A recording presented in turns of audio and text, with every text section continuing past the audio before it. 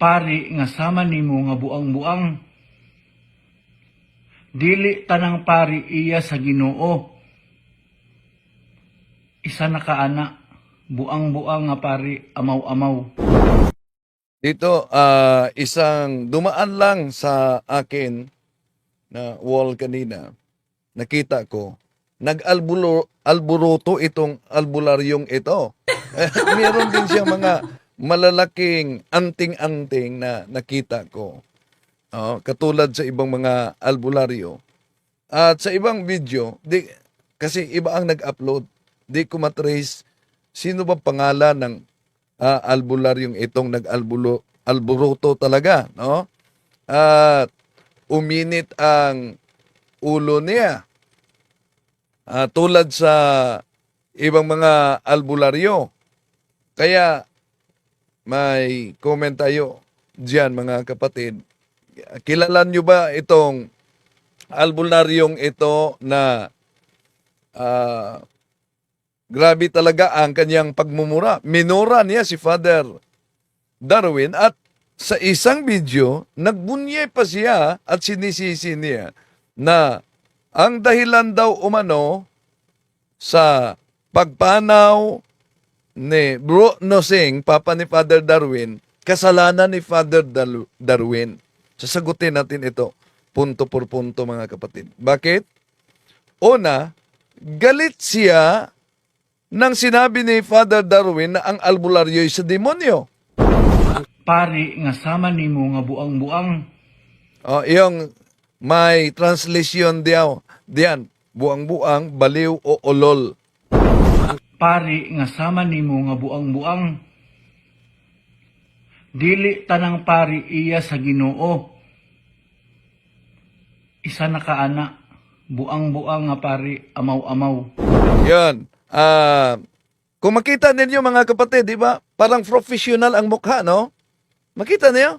Parang professional ang mukha. Pero, hindi lahat na parang professional ang mukha, professional mananalita.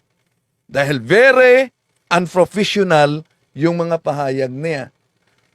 At bakit daw galit siya kay Father Darwin? Dahil sinabing sa demonyo ang mga albularyo. Bakit daw sabihin lahat ng mga albularyo ay sa demonyo? Dapat hindi sasabihin daw na lahat ng mga albularyo ay sa demonyo. Walang pagkakaiba ang argumentong ito. Na, anong argumento? Yung sasabihin, dapat hindi sabihin na lahat ng mga fallen angels ay demonyo. Pero nagtaka tayo. Galit siya sa sinabing ang mga albularyo ay sa demonyo kumukuha ng kapangyarihan, pero sa kabilang video niya, inaamin niya na siya daw ay Well, okay lang. Demonyo naman talaga ako eh. Di ba? Kanino galing yan? Anong pag-amin niya? Sa mga nagiging customer nitong albularyong ito. Narinig nyo na, ha? Inamin niya sa social media. Kaya ang tanong, pupunta pa ba kayo sa albularyong ito? Ito, Well, okay lang. Demonyo naman talaga ako eh. Di ba? galing niya mismo yan. Ito, tatalakayin natin, mga kapatid. Nagpapansin? Okay. Bigyan natin ng pansin. Itong may anting-anting at albularyo. Pero kung makita natin, ulitin ko, very professional ang mukha. Pero ang mga pahayag, mga pananalita ay very unprofessional. Bakit? Inamin niya, sa demonyo daw siya. Mga kaibigan, magandang araw po sa inyong lahat. At sa araw na ito, may tampok po akong video. Alam nyo ba na may lumabas na video ng isang albularyo? Sobrang galit na galit. Tingnan nyo natin ano ngayon. Tayo ay nasa kagubatan. Galit na galit ang albularyo kay Father Darwin, minura pa niya si Father Darwin. Grabe talaga albularyong yun. Ano? And then, pinagtawanan pa.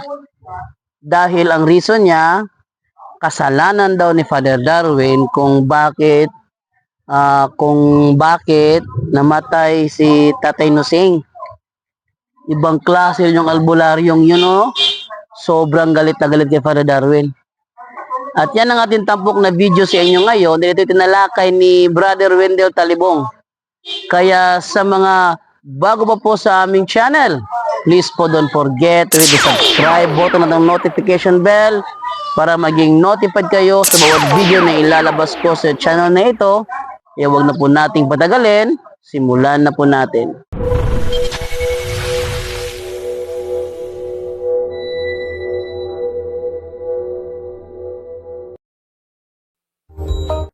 Kumusta? Welcome. Ito nyo lingkod, Brad Wendell Talibong, muli makasama niyo sa pagkakataong ito sa ngalan ng Catholic Faith Defenders National Office.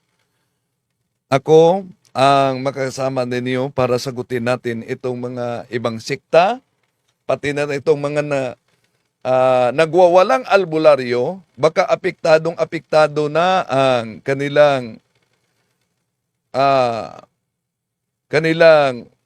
hanap buhay. Dahil dami ng mga albularyo sumuko sa Office of Exorcism, pati ang kanilang mga anting-anting. At na naman ninyo nasaksihan, no? Na yung mga albularyong sumuko nagpahayag na akala talaga nila yung ginagamit nila ay sa demonyo.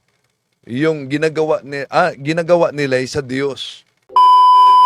Meron na pala siya mga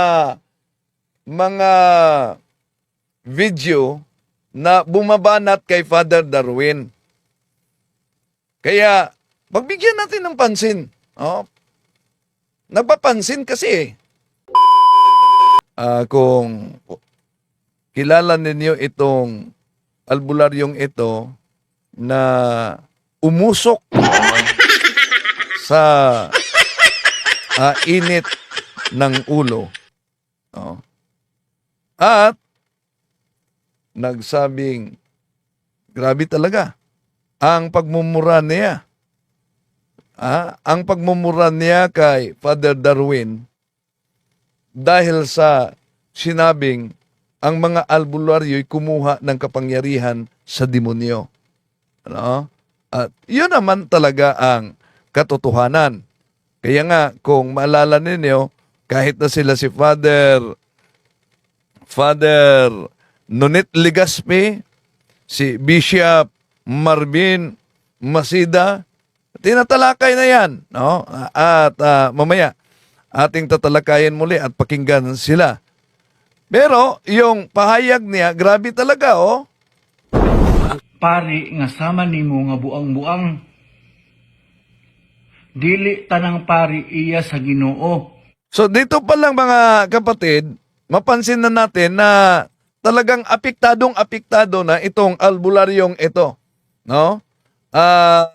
Sinabi na niya kay Father Darwin na si Father ay ulol daw. Sino ngayon ang lilitaw na parang asong ulol? Bakit? Mamaya, isa-isahin natin ito mga kapatid, no? Dahil galit siya nang sinabi na ang albularyo ay kumuha ng kapangyarihan sa demonyo, pero sa kabilang video, may inaamin siya na naunang nasaksihan ninyo. Ito'y nakakatakot. Baka may nanood sa atin ngayon na nagiging kliyente nitong albularyong ito. Apektado na talaga. Pero dapat mapansin ng mga kliyente na lumapit nito, galit siya na sinabing kumuha ng kapangyarihan galing sa demonyo, pero siya mismo ang umamin. Well, okay lang. Demonyo naman talaga ako eh. Diba? Oh. So okay lang, umano. Kayo na lumapit, mag-isip-isip na kayo na sa pahayag nitong di ko talaga nakuha pa yung pangalan niya. No, di ko pa talaga nakuha, mga kapatid. Kaya meron akong message yan sa YouTube. Kilala ba ninyo yan? I-message ninyo, no? Kung kilala ninyo yan, ano yung channel niya. Dahil, sige, sasagutin natin punto por punto. Ito na ang kanyang may Tagalog siya, may Bisaya. Ito, Bisaya muna ang ating sasagutin, pero isasalin natin sa mga di nakaunawa. Nira ang akong masulti, bahin aning paria nga si Darwina. Way pulos, Ona, sabi niya, ito lamang ang aking masabi. Kaugnay sa paring ito na ang pangalan ginawa niyang Darwina. Parang ginawa niyang bakla. Pero sino ngayon ang nababakla? Dahil nag-react siya na di umano makipagdebate, lalo na kay Father Darwin. Ba't ikaw ang nag-react? Hindi naman ikaw ang naghamon. Pero baka gusto mo. Kung hindi si Father Darwin, ako na lang. Ha? Baka gusto mo. Gumagamit din sila ng Bible. Pero out of context. Ginawa niyang Darwina, si Father Darwin.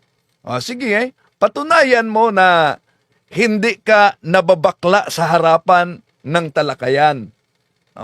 Kasama niyong albularyo, ang unang naghamon, tinanggap lang ni Father Darwin ang hamon. Pagkatapos nagalit, eto. nga makigdebate nimo. Kay ngano? Hindi daw umano siya nakipagdebate. Una, wala namang hamon si Father Darwin na makipagdebate sa albularyo. Yung kasama mong albularyo na ang daming mga nakasuot na yung iba para yung kwentas niya para ng kalamay sa hagna. Mga malalaking burloloy. Yun ang naghamon. Naghamon sa dimati. Ang sininin niyo, ha? Ito ang pahayag sa naghamon. Gihagit ba nimo ang pari og debate? Pwede. Debate Jaime. Di ba? Ang daming mga anting-anting yon. Albularyo yon. Ang sabi diyan, hinamon mo ba ang pare sa pakipagdebate? Sabi niya, pwede. Pwede, magdebate kami.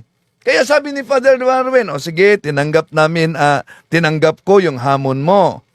At gawin natin dito sa Tagbilaran City, kami ang bahala sa pasahe mo, kami ang bahala kung saan ka matutulog.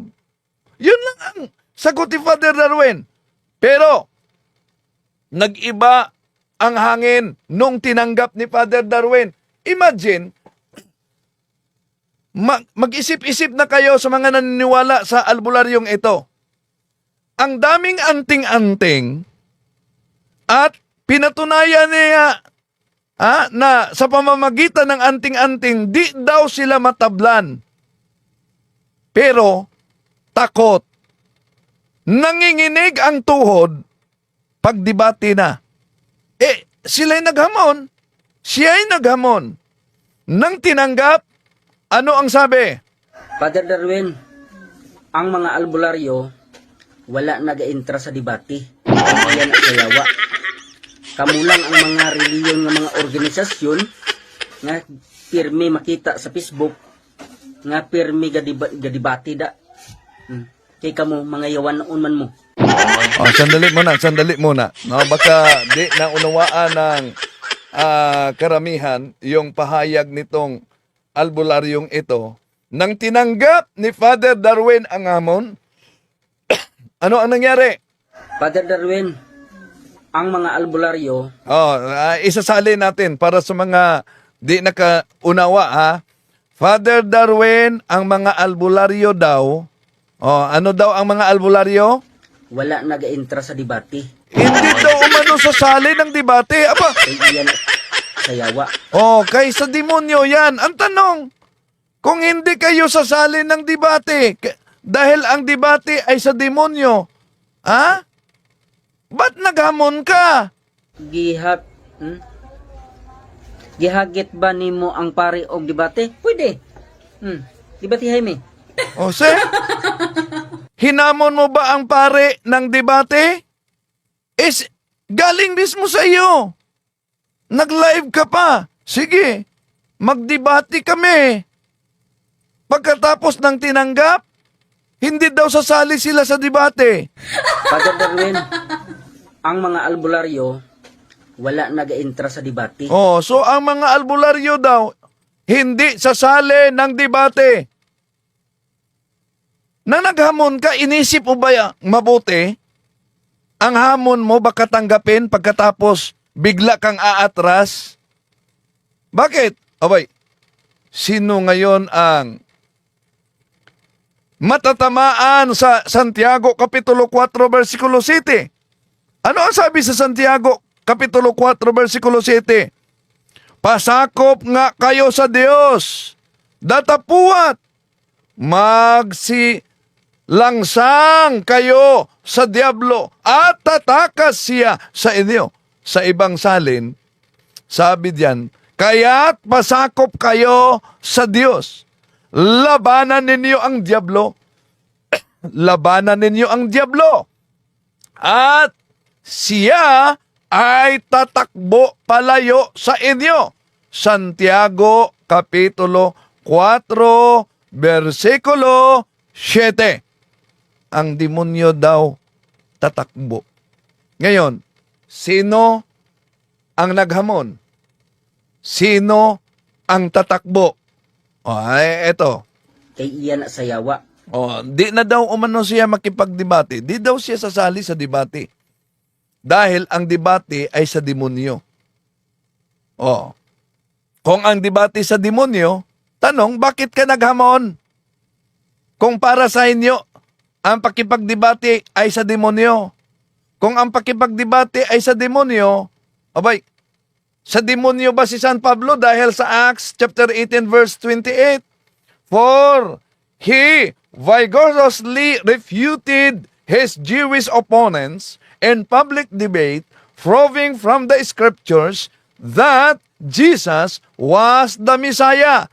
Tuloy natin. Etong nag-alburotong albularyo. Apektado na siguro. Yung mga lumalapit sa kanila, mag-isip na kayo, ha? Bakit mag-isip? Abay, inaamin niya. Well, okay lang. Demonyo naman talaga ako eh. Diba? Yan. Okay lang, demonyo naman umano talaga siya, pero bakit nagalit ka sa pahayag ni Father Darwin? At bakit ikaw ang nag-react sa hamon na makipagdebate na ang naghamon nito ay kasama mong may anting-anting at may albularyo, mga di daw matamlan. Pero, biglang tumakbo. Okay, tuloy natin. Tataw na kaayo ang inyong binuhatan. So, iwan ko kung ano ang reliyon nitong albularyong ito. No? Sabi niya, klarong-klaro na yung mga ginagawa ninyo. So, ano yung ginawa na klarong-klaro na? Ano ba yung ginawang klarong-klaro na? Tuloy natin. Nga dili maayo. Di mabuti daw. Sige. Batay sa Biblia, di ba ang lalaki ninyo ng mga suot na anting-anting? Sa Biblia ba ang anting-anting ay pinahintulutan ng Diyos? Sino ngayon ang sumusunod sa utos ng Diyos? Yung gumagamit ba ng anting-anting, yung mga salamangkero, yun ba'y sumunod sa utos ng Diyos?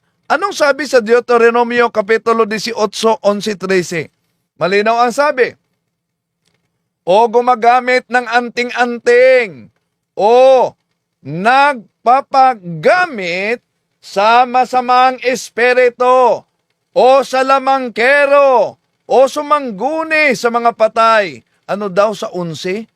Yung gumagamit sa anting-anting, nagpagamit sa masamang espiritu. Nasa Biblia yan. Ba't galit kayo?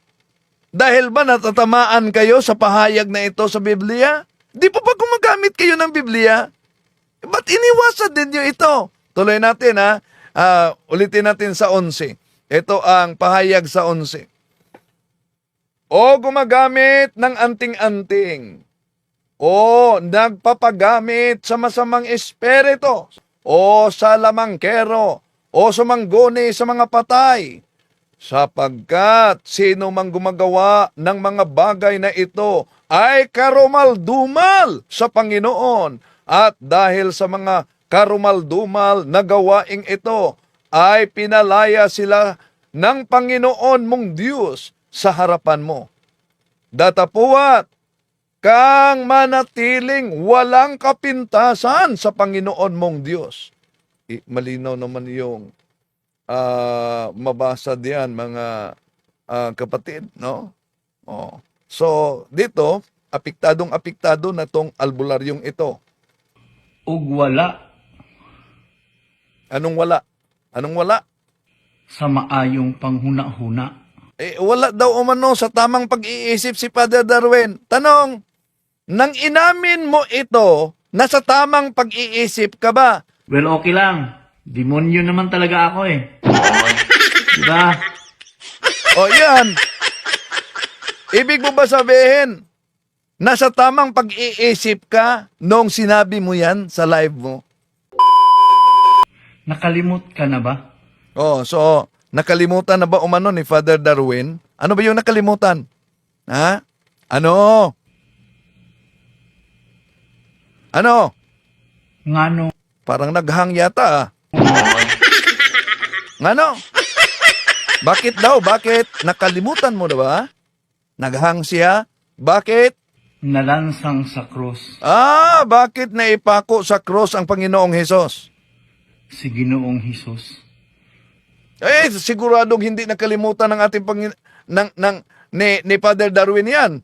Dahil palaging ipinangaral yan sa Office of Exorcism. At hindi lang yan. Ginagamit pa ni Father Darwin yung cross. Ecce Crucem Domini. Behold the cross of our Lord Jesus Christ. Flee you, forces of evil. Ano sabi? Flee you, forces of evil. Umalis kayo na mga demonyo. Ang tanong, sino ba yung umaamin na demonyo? Ha? Sino? Balikan natin. Kung sino. Well, okay lang. Demonyo naman talaga ako eh. Diba? Yun ang nakakatakot. No? Okay lang. Ha? Inaamin mo, galing mismo sa bibig mo. Ha? Okay lang, demonyo naman talaga ako. Pagkatapos magalit ka, sasabihin, ang mga albularyo ay kumukuha ng kapangyarihan sa demonyo. Mas malala yung sinabi mo. Tungod ka na sa mga pari nga sama nimo. Bakit daw umano naipako ang ating Panginoong Hesukristo sa cross? Dahil umano sa mga pare na tulad ni Father Darwin. Nasa tamang pag-iisip ba ito? Bakit? Di po ba kung nagbasa ka sa Biblia, ang pagpako ng ating Panginoong Hesukristo sa cross, unang Korinto 1:18 ay para sa kaligtasan sa lahat. Tandaan natin, ang kaligtasan na ito, para lang sa lahat ng mga makasalanan. Kasali ba yung demonyo? Hindi kasali yung demonyo. Hindi kasali ang demonyo. Tuloy natin. Pari nga sama nimo nga buang-buang. Yan naman. No? Grabe talaga. Dito mapansin ninyo ang kanyang galit kay Father Darwin. Dili tanang pari iya sa Ginoo. Hindi lahat umano na pare ay sa Panginoon. Una, tama kung yung pare ay kaanib sa siktang tatag lamang ng tao. Dahil daming mga siktang tatag lamang ng tao, tulad ng IFI, tatag yan ni Gregorio Aglipay, may pare din sila. May Catholic Crusaders, tatag din yan ng tao, may pare din sila at obispo. May Iglesia sa Diyos Espiritu Santo, tatag lang din ng tao ni Felix Milgar, may pare din sila at obispo. Pero kung sa simbahang Katoliko, research naman pag may time. Kung binanatan mo ang mga pare sa simbahang Katoliko na ang mga pare tulad ni Father Darwin ay walang katugnayan sa tunay na iglesia, ibig sabihin ang Iglesia Katolika ay hindi tunay. So kung ang Iglesia Katolika ay hindi tunay, ibig sabihin ang Iglesia Katolika na binanatan ninyo, ito'y tatag lamang ng tao. Kung ang Iglesia Katolika ay tatag lamang ng tao, so ibig sabihin, ang simbahang Katoliko na tatag lamang ng tao, hindi tatag ng ating Panginoon Jesucristo. Pero ang tanong, kaya nga, kahit mga ministro ni Felix Manalo at sa mga ginawang debate, di talaga nila masagot diretso mga kapatid, batay sa mga ebidensya. Kung di si Kristo ang nagtatag sa simbahang Katoliko, sino?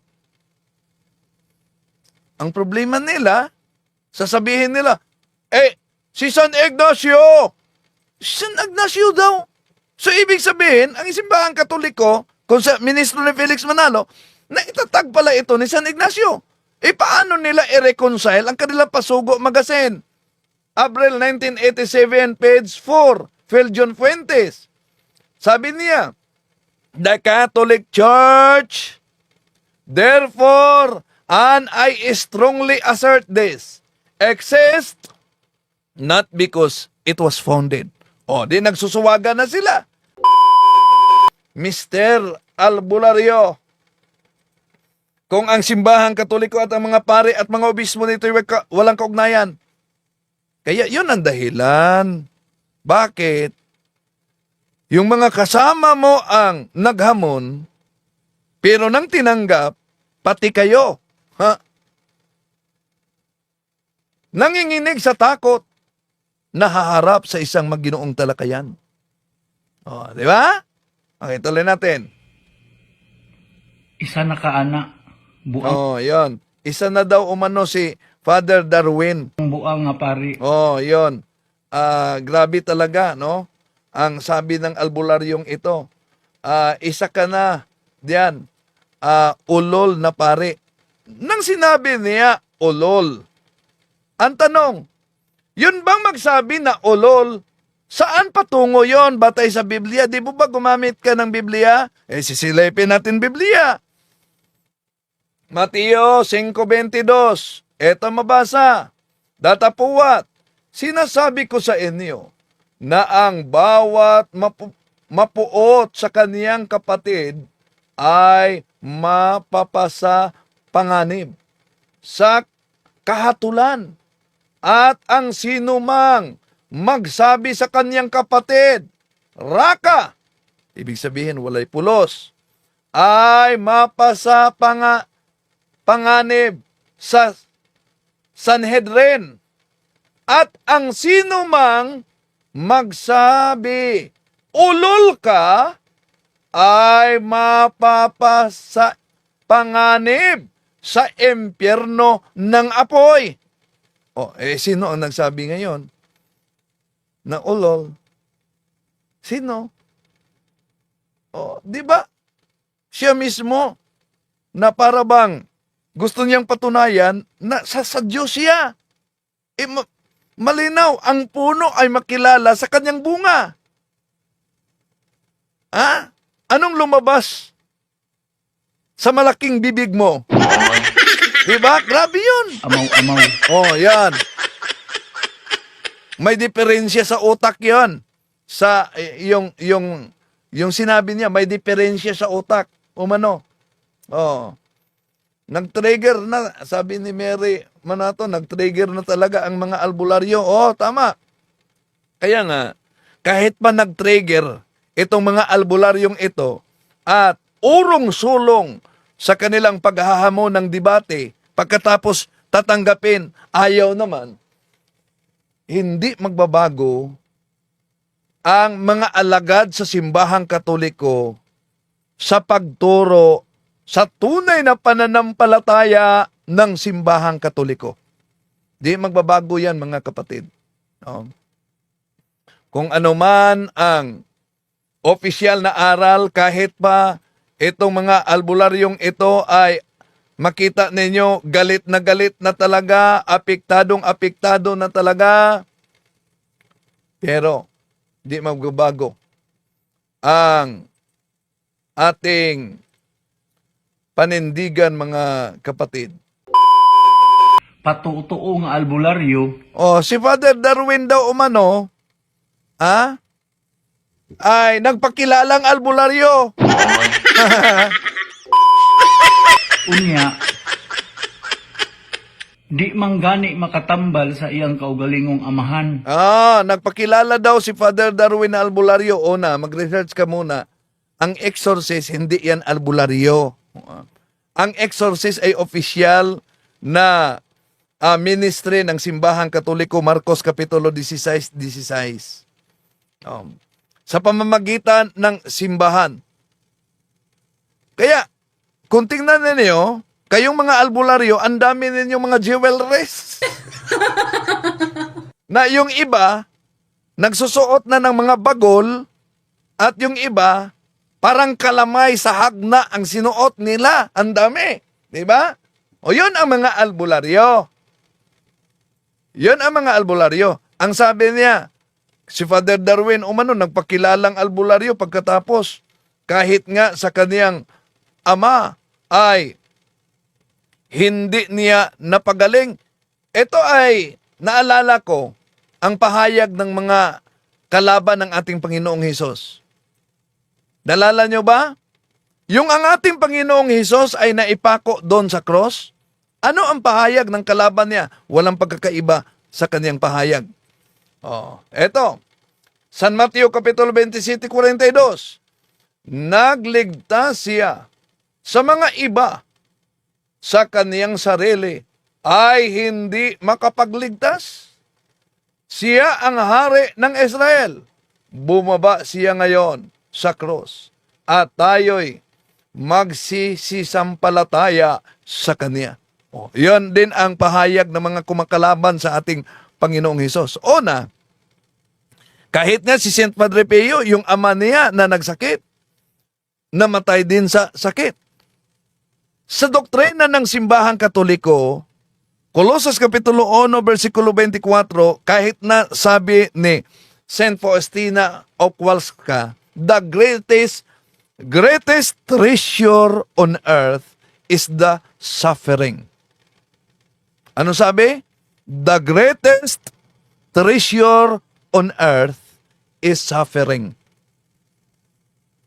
Hindi ibig sabihin na sa suffering mismo, no? Kundi sa fruits of suffering.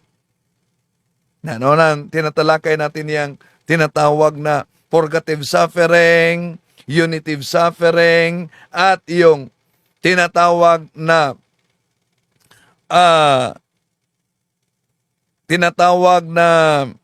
redemptive suffering. Yun namang sinabi ng ating Panginoon Jesucristo sa Mateo Kapitulo 16:24. If you want to follow me, take up your cross and follow me. At sa doktrina ng Simbahang Katoliko, pag tayo'y magkasakit at tayo'y gagaling, ibig sabihin, may plano pa ang Diyos sa buhay mo para sa misyon sa mundong ito. Pero kung ikay magkasakit at mamatay ka sa sakit na yan, ibig sabihin, yung karamdaman na yan ay plano ng Diyos para magiging united ka sa Kanya. Kaya nga, sa ating pananampalataya, suffer me not to be separated from you.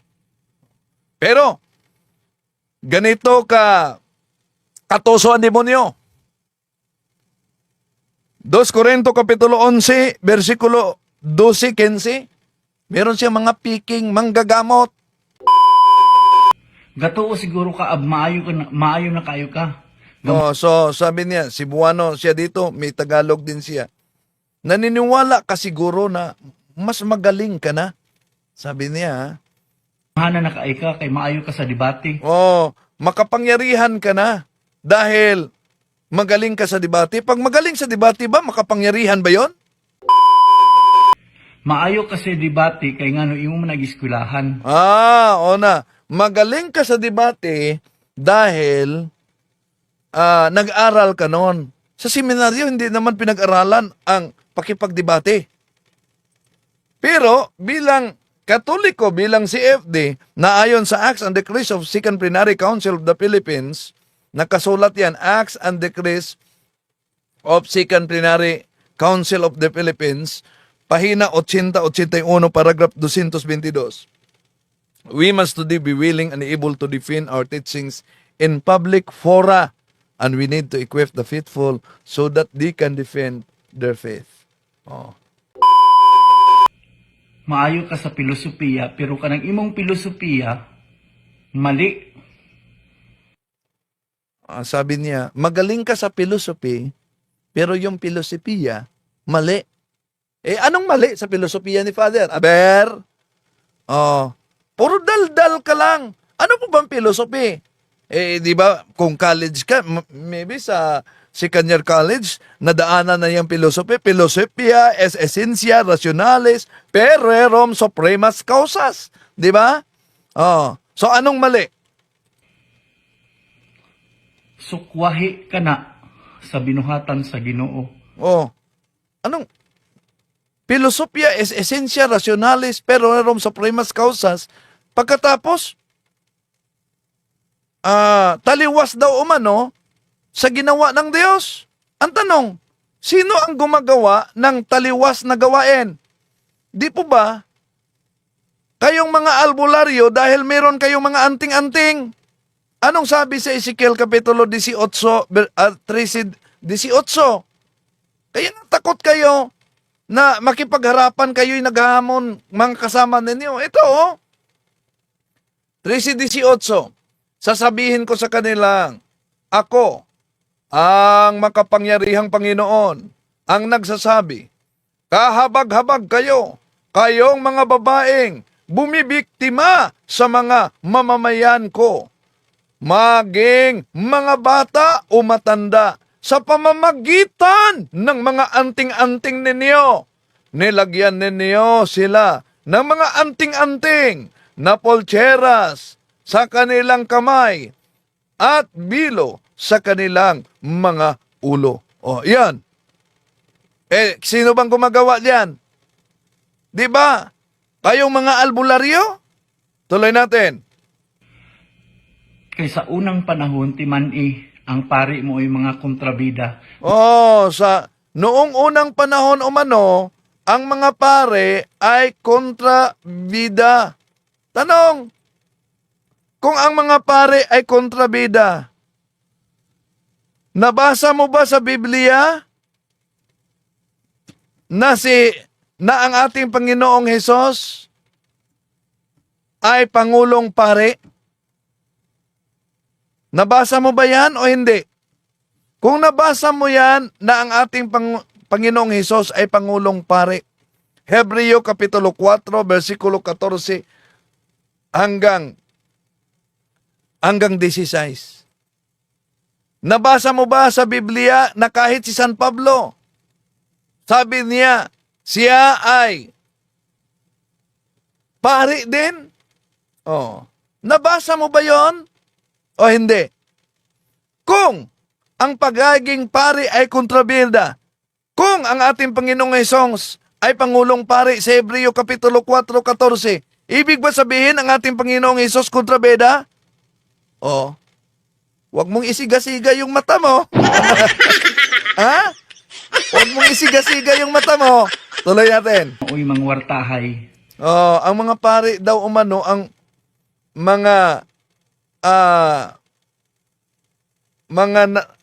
mangwartahay. Pero kung tingnan natin ang mabasa sa Biblia, yung mga bulaang mga ngaral, yon ang may kasunduan. Kayo ba sa albularyo? Di ba napakita na natin ang sa albularyo? Magkaano ang lana nila, magkaano ang habak, magkaano yung mga anting-anting. Ang mahal!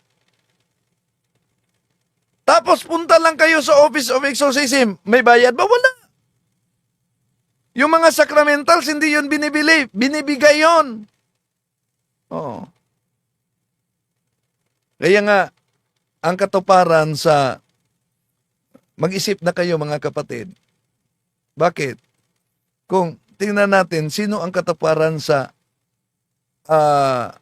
Biblia na ang liwanag ay ginawang gabi, dilim, at ang dilim ay ginawang liwanag. Walang iba kundi itong mga taong ito. Tingnan natin kung sino ang gumagamit, mangwartahay. Ito sa Biblia, mabasa natin, mga huwad na guro. Noong una, may mga huwad na propetang lumitaw sa Israel. Gayon din naman, may dumating sa gitna ninyo na mga huwad na guro.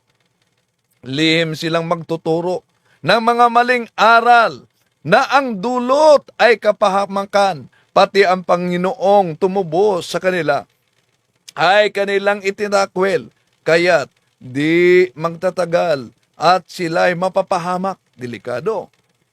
At marami silang nahikayat na sumunod sa kanilang kahalayan, at dahil dito, pati ang daan ng katotohanan ay malalapastangan. Sa kanilang kasakiman, lilinlangin nila kayo sa pamamagitan ng kanilang aral na katang-isip lamang. Matagal nang nakahanda ang hatol sa kanila, at ang pupuksa sa kanila ay hindi natutulog. Yon ang mga bulaang mga ngaral. Ano sabi ng mga kasama mong albularyo? Yung isa, batang heler, di na umano babalik ang ating Panginoong Hesus. Ano daw? Di na babalik? Italiwas yun sa pahayag sa ating Panginoong Hesus sa San Juan Kapitulo 14, 1-6. Okay, tuloy natin. Og nahitabo gihapon na karong panahona. Iwan ko kung ano kaya ang relihiyon ng taong ito. Wala pa nag-comment dito kung kilala ba nila itong albularyong ito. Parang di pa siguro kilala ng karamihan, pero nagpapansin kaya pinansin natin. Bakit? Imagine, galit siya na sinabi ni Father Darwin na ang mga albularyo kumukuha ng kapangyarihan sa demonyo, pero siya mismo umamin. Well, okay lang. Demonyo naman talaga ako eh. Di ba? No, ayun. Umamin na naman, no? Pero gusto kong makita kung asan ang kanyang Facebook page ba? Oh? Baka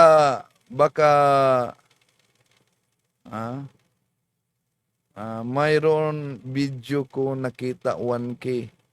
Sabi ni Marilyn Lana. Sandali. Wala pa talagang nag-comment dito kung kilala ba nila itong albularyong ito. Parang hindi pa kilala. Pero sige lang. At least kilala na nila, kilala ka na nila ngayon na ikaw mismo ang umaamin. Na ano yung inamin mo? Well, okay lang. Demonyo naman talaga ako eh. Di ba? Yun. Mas mabigat yun. Kaya mag-isip-isip na ang mga lumapit sa albularyong ito. Patuloy pa ba kayong lumapit sa kanya? Inamin na niya, okay lang na demonyo siya? Galing sa kanya yan. Okay, tuloy natin. Tungod sa mga taong parihas nimo. No, so galit na galit talaga siya ni Father Darwin. No? Naramdam natin ang galit dito.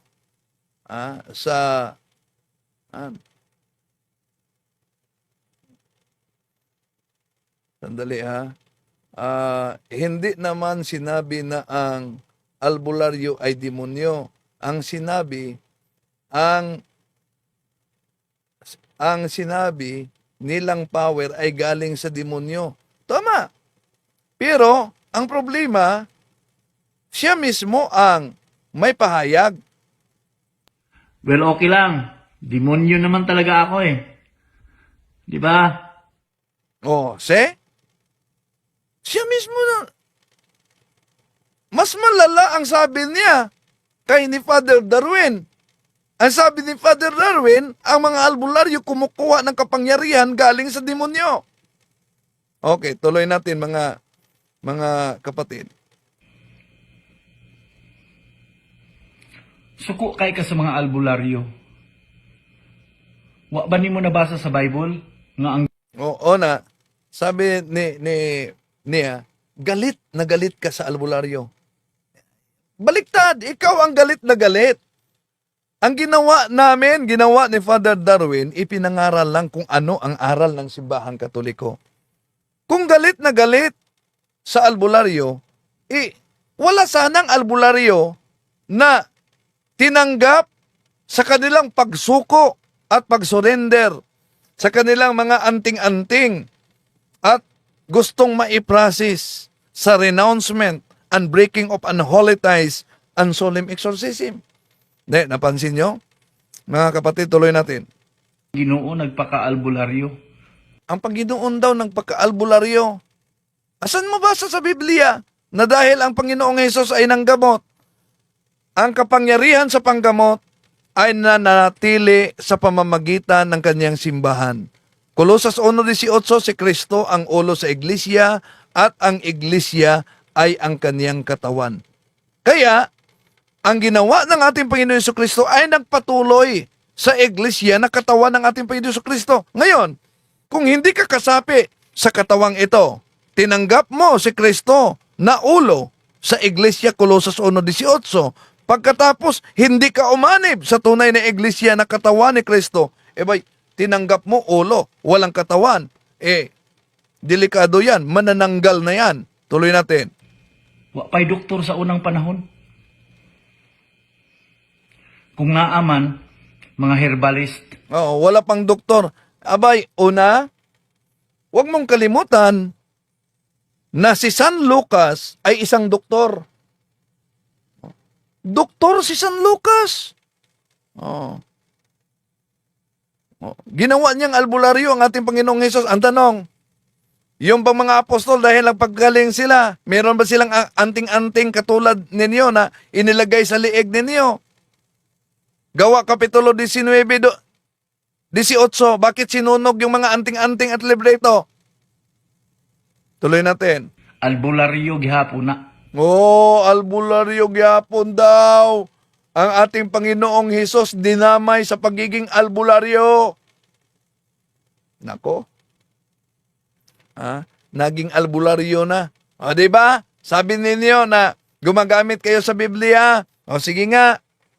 Asan mabasa sa Biblia ng ating Panginoong Hesus ay albularyo? Yung mga alagad ng ating Panginoong Hesus, asan mabasa sa Biblia na naging albularyo tulad ninyo? Asan mabasa sa Biblia na meron din silang mga anting-anting? Mula pa sa lumang tipan. Di ba ninyo yan nabasa? Di ba nagbasa kayo sa Biblia? O kaya nagbulag-bulagan lang kayo dahil ang anting-anting ay binibinta ng mga albularyo? Ano ang sabi ng Diyos? Mikas 5:12. Ito sabi ng Diyos, sisirain ko ang inyong mga anting-anting at maglalaho ang inyong mga mangkukulam. Sisirain ng Diyos ang mga anting-anting. O gumagamit kayo sa Biblia. Di nyo ba yan nabasa? Okay. Tuloy natin mga kapatid.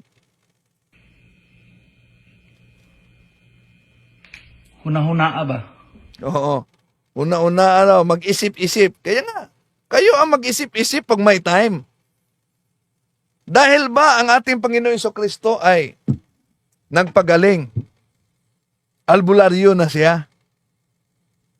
Tingnan nyo, ano ang definisyon ng albularyo? Ang gawain ng simbahan mula pa noon ay may tinatawag na three redemptive mission. Ano yung three redemptive mission? Una ay exorcism. Pangalawa, healing. Pangatlo, preaching.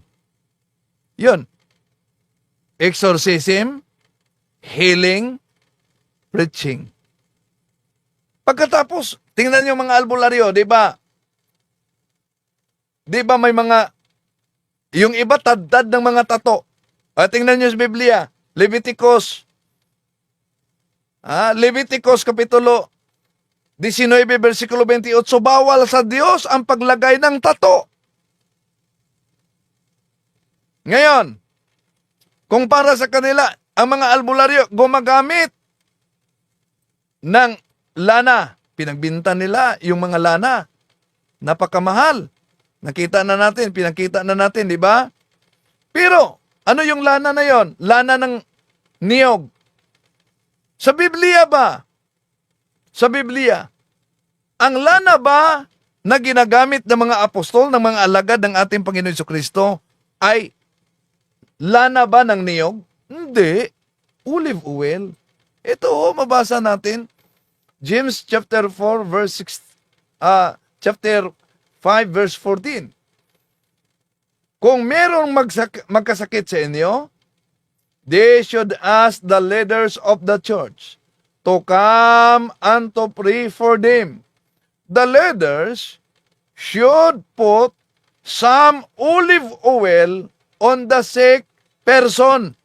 Ano daw ang gamitin? Hindi lana ng niyog. Ang sinabi diyan, ang pinuno, leader ng simbahan, ay maglagay ng lana ng olibo sa may sakit. Tanong, yun bang leader ng simbahan na binanggit sa James chapter 5 verse 14, albularyo ba yun? Tingnan natin. James chapter 5 verse 14 sa Douay-Rheims Bible, is any man sick among you? Let him bring in the priest of the church, and let them pray over, anointing him with oil in the name of the Lord. Ano daw ang gagamitin? Olive oil. Sino daw yung leader ng simbahan? Pare ng simbahan, hindi albularyo. Ang layo. Okay, tuloy natin. Huna-huna ang Ginoo nanambal kauban ang iyang 12 ka disipulo.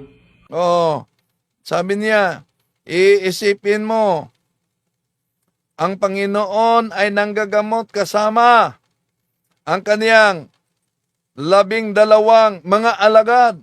Tama naman. Pero albularyo ba yan? May mga anting-anting ba sila tulad sa inyo? May mga anting-anting ba silang binibinta? Ginagamit ba nila ay lana ng niyog?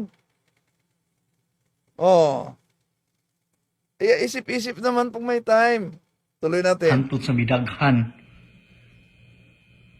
Naa sa Bible, miingon siya. Tama. Asan sa Bible na naging albularyo sila? Nga magbantay kamo sa mga albularyo. Asan? Nasa Bible daw. Na mag-ingat kayo sa mga albularyo. Galing sa kanya yan. Nasa Bible, mag-ingat kayo sa mga albularyo. Asan? Anong talata sa Biblia para hindi magiging sa Cebuano pa, kapitulo ba, versikulo laway? Okay, tuloy natin. Tama man na.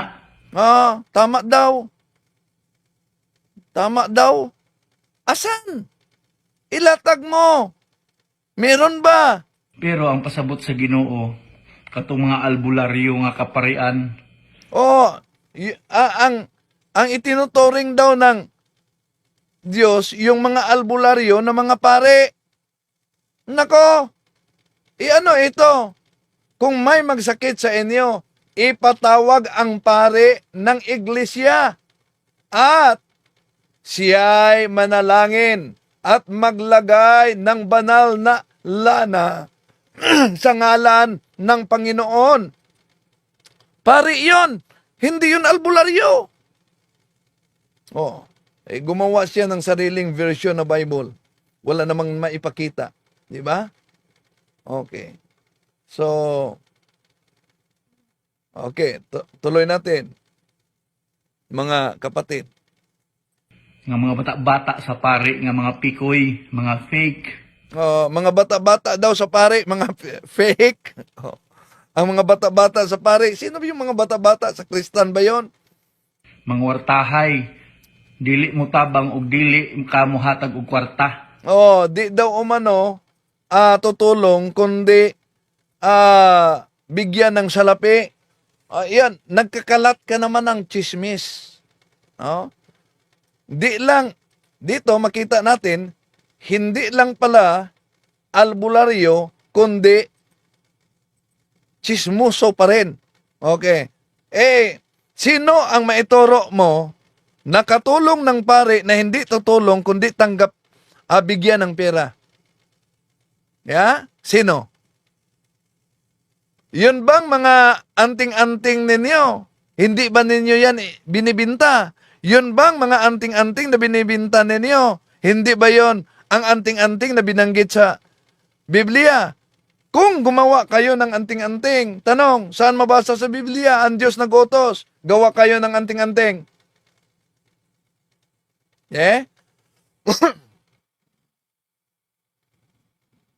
Sandali. May nabasa ako. Si Will Nieva. Total, matalino ka naman. Huwag mo na patulan ang isang tingin ko ay walang katinuan sa pag-isip. Kahit na sa tingin ninyo walang katinuan ng isip, tandaan natin ang sinabi ni Dr. Jose Rizal. Si Dr. Jose Rizal muna, it is enough for good people to do nothing, for evil people to succeed. It is enough for good people to do nothing, for evil people to succeed. Delikado pala yan. Kaya, sila kahit wala sa katinuan, makita ninyo, wala sa katinuan ang pag-iisip. Nangaral ng kamalian. Nangaral ng kasinungalingan. Kaya ano ang pahayag sa banal na kasulatan kaugnay sa mga taong ito? Ito, mabasa natin. 2 Timoteo Kapitulo 4, versikulo 2. Maging handa ka sa pangangaral ng salita ng Diyos. Sa anumang panahon, ilantad mo ang maling aral. Ilantad mo ang maling aral. Pagsabihan ang mga tao sa mga mali nilang gawain at patatagin ang pananampalataya nila sa pamamagitan ng matiyagang pagtuturo. See? Very biblical. 2 Timoteo 4:2. Ilantad ang mga maling aral. Di ba? Kahit wala sa katinuan. Bakit? Galit na sinabing ang albularyo ay kumukuha ng kapangyarihan galing sa demonyo. Sino bang magsasabing nasa katinuan pa kung siya mismo ay magsabi na mas malala pa sa pahayag ni Father Darwin nung sinabi niyang, Well, okay lang. Demonyo naman talaga ako eh. Di ba? Yun. Okay lang daw. Kaya, dito, sinabi talaga ni San Pablo na magiging handa ka sa pangangaral ng salita ng Diyos sa anumang panahon. Ilantad mo ang mga maling aral. Pagsabihan ang mga tao sa mga mali nilang gawain at patatagin ang pananampalataya nila sa pamamagitan ng matiyagang pagtuturo. Yun po, mga kapatid. Tuloy natin. Mauna ang pasabot sa Ginoo. Dili tanang albularyo dautan. Hindi daw umano lahat ng mga albularyo ay masama. Walang pagkakaiba ito sa sinabing hindi lahat ng mga fallen angels ay demonyo. Di ba? Kung nag-react siya sa pahayag ni Father Darwin, ulitin ko, na ang mga albularyo ay kumukuha sa kapangyarihan galing sa demonyo. At ang sabi niya, hindi lahat na mga albularyo ay masama. Ba't sinabi mo ito? Well, okay lang. Demonyo naman talaga ako eh. Di ba? Pagkatapos may pa-okay-okay pa. Di ba? Kaya mga... di nyo ba kilala ang albularyong ito? I-comment ninyo pag may kilala dahil ating isa-isahin yung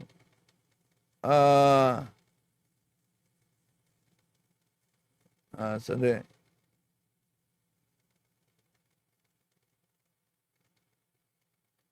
May sabi dito si Ian Bato Davio Maria. Yung lana sa niyog daw na isa lang mata.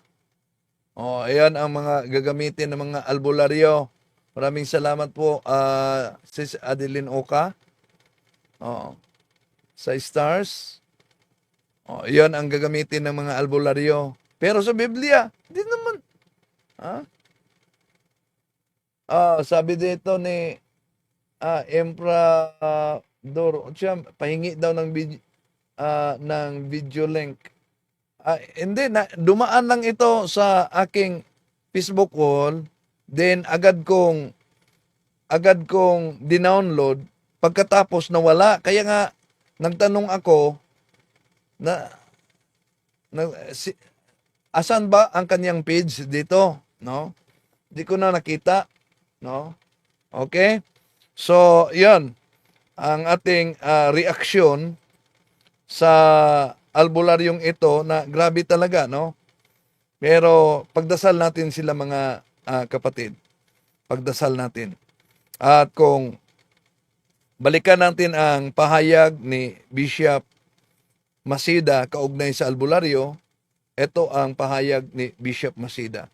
Pag sinabi natin, kailangang gumaling ako at all cost, anuman gagawin ko, kahit mga ritual yan,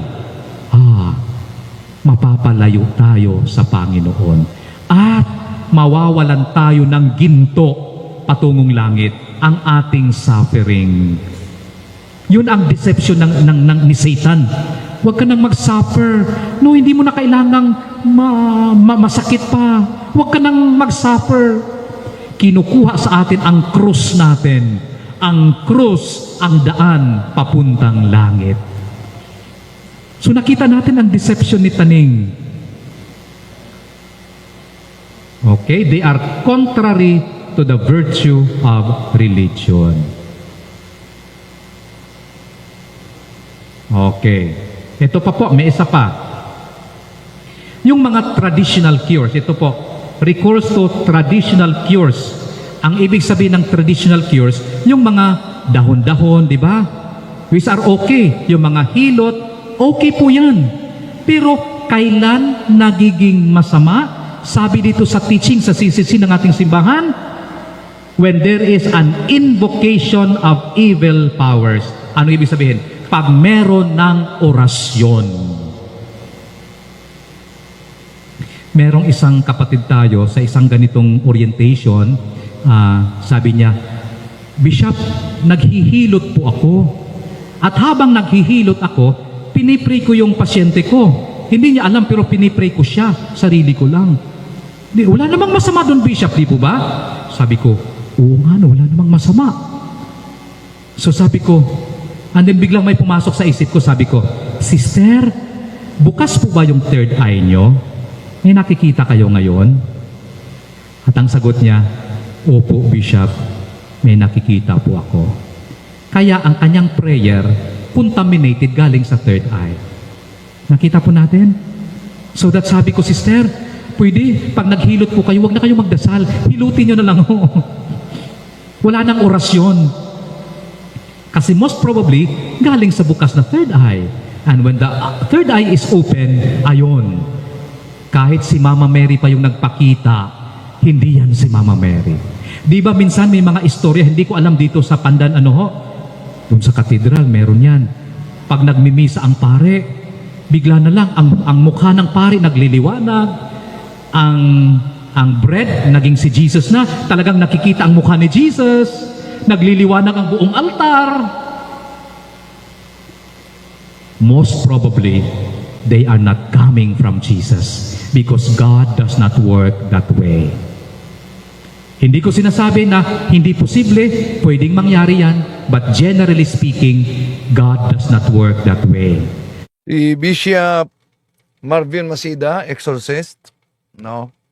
Yan mga kapatid. So, ang ginawa ng mga exorcist, mga kaparian, mga deliverance ministers, yung pagturo sa anumang turo opisyal ng simbahang Katoliko. Magalit man, ang magalit, di magbago. Kahit magmumura man sila at magbabanta, di magbago. Ang aral ng simbahan para sa kabanalan ng sangkatauhan. Maraming salamat sa iyong pagsubaybay. Hanggang sa muli, ito niyo lingkod, Brad Windel Talib.